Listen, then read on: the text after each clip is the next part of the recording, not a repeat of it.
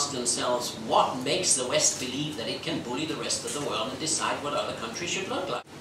Point 3, I would like to substitute the present occupation.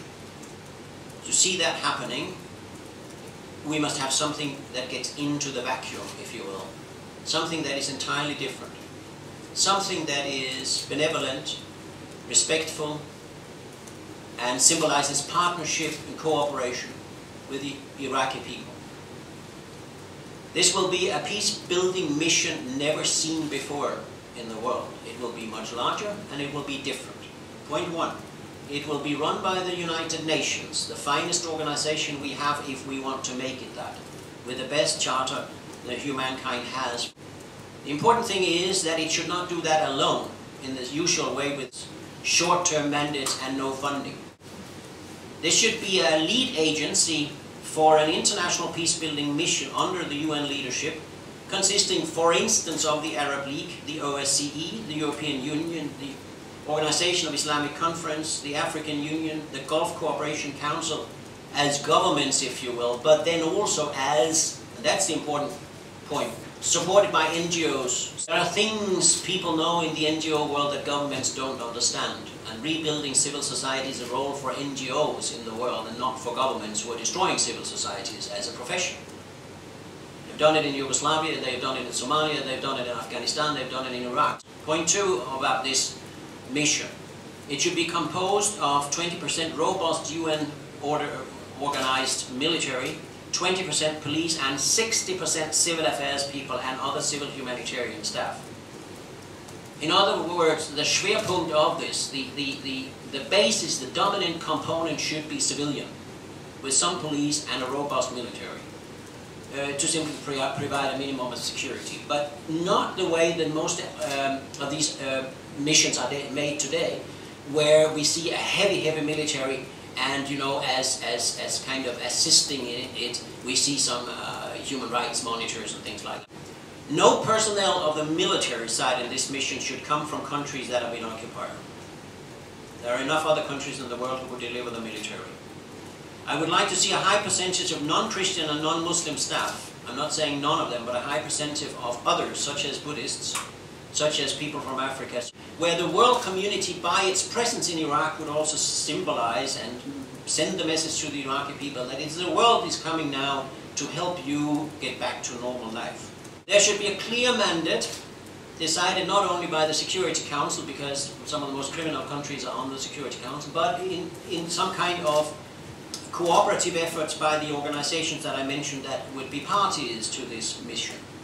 But a clear mandate, a long-term mandate, and a clear distinction of what is this mission going to do and what is it not supposed to do.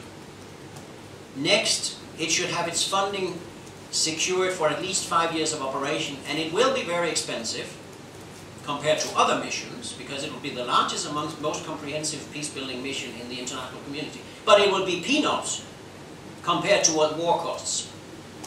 Presently, the world military expenditures are $1,100 billion. I would guess that for $11 billion we could do this mission. And finally, the UN should be in de facto control, limited influence by any single member state.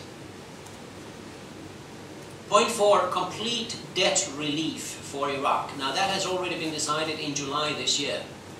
What we must monitor now is that these countries do not reinstall the idea that Iraq is owing anybody in the world anything because Saddam accumulated a debt at the time. It cannot be accepted that the Iraqi people shall pay for what he did. Point 5, economic compensation to Iraqis for the sanctions and the war.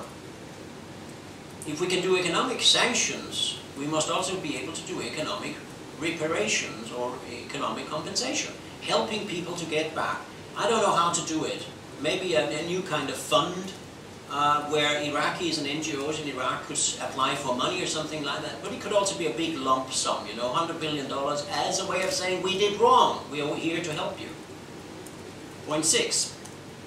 Arrangements that will secure that forever the Iraqi oil, which is the main and only resource the Iraqi people can live on, is on the hands of the Iraqi authorities and Iraqi people.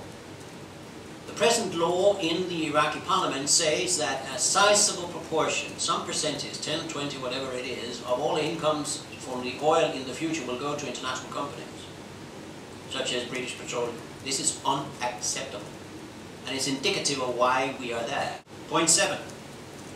Finally, we must accept, respect the United Nations General Assembly resolution of December 1974. I said 1974. And the Security Resolution of 1991, stating that the Middle East shall be a zone free from weapons of mass destruction. Ladies and gentlemen, the only country in the Middle East that has this is Israel.